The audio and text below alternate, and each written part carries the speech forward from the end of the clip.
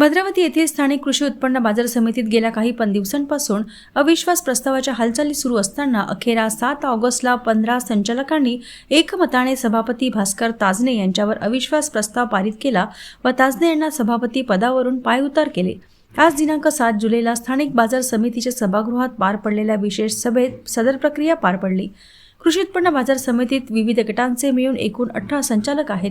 भास्कर ताजने हे सभापती होते, मात्र संचालकांना विश्वासात न घेणे, नियमबाह्य कामकाज करणे व कारभारात पारदर्शकता नसल्याचे कारण पुढे करीत सर्व संचालकांनी मिळून एकमताने ताजने यांच्यावर अविश्वास प्रस्ताव आणण्याचे प्रयत्न चालविले होते व 15 मतांनी सदर प्रस्ताव पारित झाला तर 2 सभासद अनुपस्थित होते। अविश्वास प्रस्ताव यशस्वी होईल या भीतीने ताजने यांनी आधीच राजीनामा दिला होता। हे विशेष कोणत्याही पक्षात प्रवेश घेण्यासंदर्भात कोणत्याही संचालकांवर अथवा सभापतीवर दबाव नव्हता, किंबहुना हा विषय कुणामार्फत बोलला गेला नाही।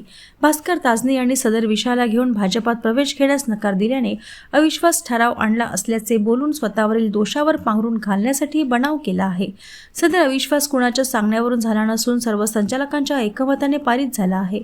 यावेळी राजकीय पक्ष, गट आदी न बघता केवळ कृषी उत्पन्न बाजार समितीच्या उन्नतीकरिता हा निर्णय घेण्यात आला।